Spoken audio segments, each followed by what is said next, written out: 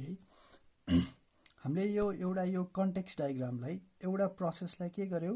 Brake down गरेर चारवटा चाहिँ सब प्रोसेसहरु बनायौ है सो डीएफटी लाई चाहिँ हामीले के गर्यौ लेबलिङ गर्यौ सो एउटा प्रोसेसलाई हामीले के गर्यौ यसको सब प्रोसेसमा डिवाइड गर्यौ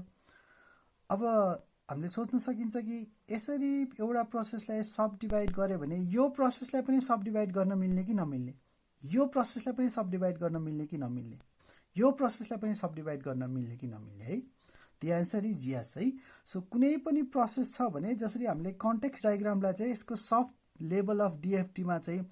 हामीले ब्रेक डाउन गर्न सक्छौं सब प्रोसेसहरुमा ब्रेक डाउन गर्छौं त्यसरी यो सब प्रोसेसलाई पनि फर्दर अरु सब प्रोसेसमा चाहिँ के गर्न सकिन्छ ब्रेक डाउन गर्न सकिन्छ है सो लेट्स से म यो क्रिएट रिपोर्ट भन्ने प्रोसेसको चाहिँ के गर्न चाहन्छु यसको पनि अझ सब प्रोसेस देखाउन चाहन्छु भने अब कसरी गर्ने त ओके सो यो प्रोसेसको चाहिँ के गर्न चाहन्छु म सब प्रोसेस देखाउन चाहन्छु so let's let me so यो प्रोसेसको चाहिँ के रहेछ to so the sub process है यो पेन्सिल लेखको चाहिँ तपाईहरुले लेख्नु पर्दैन तपाईहरुलाई यो अन्डरस्ट्यान्ड गर्न सजिलो होस् भनेर अब यो सब प्रोसेसमा हेर्नुस् त कतिवटा इनपुट छ एउटा इनपुट दुईटा इनपुट र अर्को थर्डमा चाहिँ के छ एउटा आउटपुट छ है सो इनपुट के रहेछ जस्ट मेक दैट इनपुट को नाम सेम हुनु पर्यो that is your daily inventory sold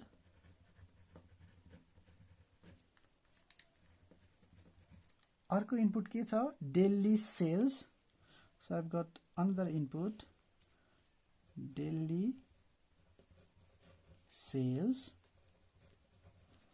र यसबाट के गइराछ एउटा आउटपुट गइराछ so let's say just so एउटा आउटपुट के छ यो रिपोर्ट्स है so if I draw inside this यो भयो भने चाहिँ मेरो के भयो मेरो डीएफटी चाहिँ के भयो ब्यालेन्स्ड भयो है so number of input and output in the parent cell must be equal to the number of input and output in your child processes है सो मैले के विचार गरेँ भन्दाखेरि चाहिँ अब क्रिएट रिपोर्टलाई चाहिँ म तीनटा सब प्रोसेसमा डिवाइड गर्न चाहन्छु रिमेम्बर अब कतिवटा सब प्रोसेसमा डिवाइड गर्ने that depends upon you as a developer है हजुरले कसरी इम्प्लिमेन्ट गर्न चाहनुहुन्छ यसको सब प्रोसेसहरु कसरी बनाउन चाहनुहुन्छ त्यसको आधारमा चाहिँ के हुन सक्छ भन्दाखेरि चाहिँ तपाईको एउटा डेभलपरले बनाएको डायग्राम र अर्को डेभलपरले बनाएको डायग्राम चाहिँ के हुन सक्छ डिफरेन्ट हुन सक्छ सो मेरो केसमा चाहिँ म तीनटा सब प्रोसेस बनाउन चाहन्छु एउटा सब प्रोसेसले के गर्छ भन्दा यो डेली इन्भेन्ट्री सोल्ड डेटालाई चाहिँ के गर्छ डेटाबेसबाट लिएर आउँछ यहाँबाट अर्कोले चाहिँ यो सेल्स फाइलबाट चाहिँ के गर्छ डेली सेल्स डेटा लिएर आउँछ र थर्ड प्रोसेसले के गर्छ त्यो दुईटाले चाहिँ कम्बाइन गरेर चाहिँ एउटा रिपोर्ट बनाउँछ ओके सो फर्स्ट प्रोसेसले के गर्ने भयो भन्दाखेरि चाहिँ I have a process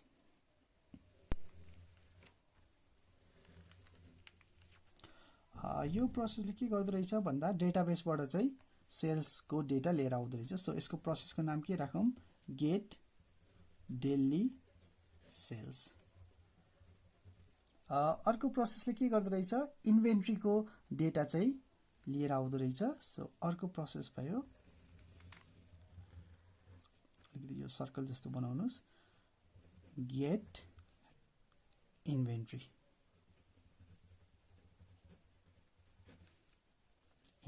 data भन्ने एउटा मैले प्रोसेस बनाएँ र थर्ड प्रोसेसले के गर्दो रहेछ भन्दा यो दुईटैलाई चाहिँ के गर्छ कम्बाइन गरेर एउटा रिपोर्ट बनाउने भयो सो यो प्रोसेसको लागि मैले एउटा अर्को सब प्रोसेस बनाएँ र यो सब प्रोसेसले के गर्ने भयो भन्दाखेरि चाहिँ combine sales and inventory INVENTORY inventory data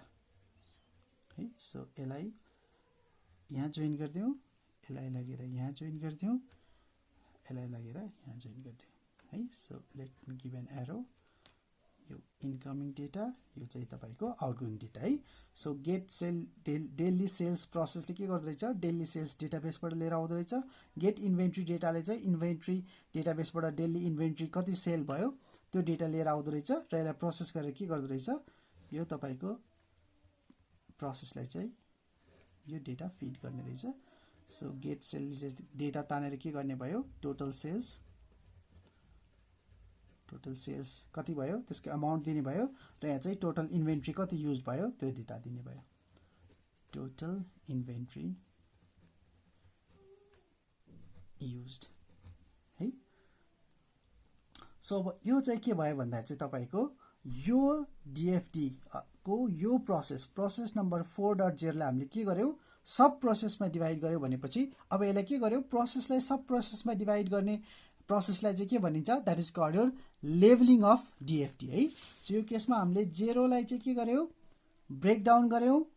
level 0 को डिएफटी लाई ब्रेक डाउन गरेपछि के पाइयो, लेभल 1 डिएफटी पाइयो र यो लेभल 1 को डिएफटी लाई मैले ब्रेक डाउन गरिसकेपछि के हुन्छ, we get your level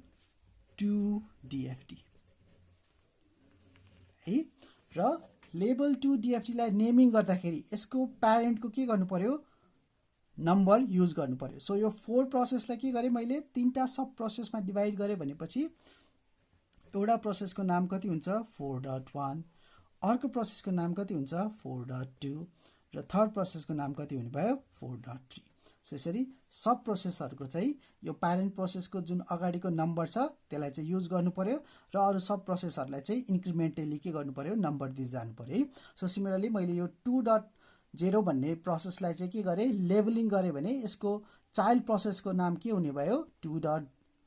child प्रोसेसको number चाहिँ कति हुने भयो, 2.1, 2.2, 2.3 एन्ड 2.4 है। So this is your levelling of DFT. अनि यो लेभलिङ गर्दाखेरि चाहिँ तपाईले यो डेटाबेसहरु हैन, डेटाबेसहरु चाहिँ देखाइराख्नु पर्दैन है, सिधै एरोले चाहिँ डेटा आको डेटा फ्लो मात्र देखाउँदै भयो। त्यो डेटा फ्लोको चाहिँ त्यो डेटा कहाँबाट आइराछ भनेर यो सोर्स चाहिँ तपाईले देखाउनु पर्दैन है। यो केसमा पनि तपाईले ब्रेकडाउन गर्दाखेरि चाहिँ यहाँ चाहिँ तपाईले डिएफडी मा ब्रेकडाउन गर्दाखेरि यो कस्टमर भनेर नलेख्दा पनि हुन्छ, लेख्दा पनि केही फरक पर्दैन। तपाईले डेटा फ्लोको सोर्सलाई चाहिँ लेभलिङ गर्दाखेरि देखाउनु पर्छ भन्ने छैन, तर डेटा फ्लो मात्र देखाए चाहिँ पुग्ने भयो है। So couple of things that you need to remember, some points है। डिएफटी बनाउँदाखेरि के गर्नु पर्यो भन्दाखेरि चाहिँ तपाईले डिएफटी लाई ब्यालेन्स गर्नु पर्यो, डिएफटी शुड बी ब्यालेन्स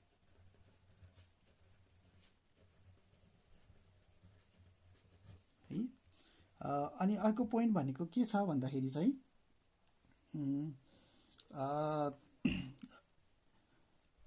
ओके, डिएफटी को प्रोसेस नम्बर लेभलिङ गर्दाखेरि के गर्नु पर्यो भन्दाखेरि चाहिँ the process number of DFT after labeling. So process number level first मा के आयो, 0, लेभल 0 को प्रोसेस नम्बर कति छ, so I've got process number, level 0 को प्रोसेस नम्बर 0, लेभल 1 मा गइसकेपछि प्रोसेस नम्बर कति हुन्छ, 0 बाट 1.0, 2.0 एन्ड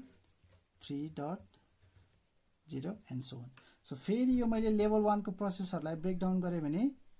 लेभल 2 र लेभल 2 को प्रोसेसको नम्बर कति हुन्छ, यदि 2 लाई ब्रेकडाउन गरे भने 2.1,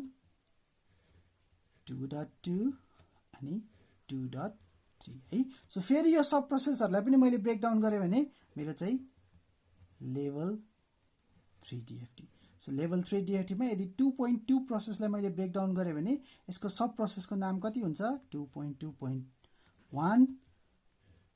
2.2.2, प्यारेन्टको प्रोसेसको नम्बर एक्ज्याक्टली सेम राख्नु पर्यो अनि पछाडीको नम्बर चाहिँ के गर्नु पर्यो, इन्क्रिमेन्ट गर्नु पर्यो, 2.3। अरु प्रोसेसहरु पनि छ भने 2.2.4। Okay, so this is how you balanced your this is how you level your DFT.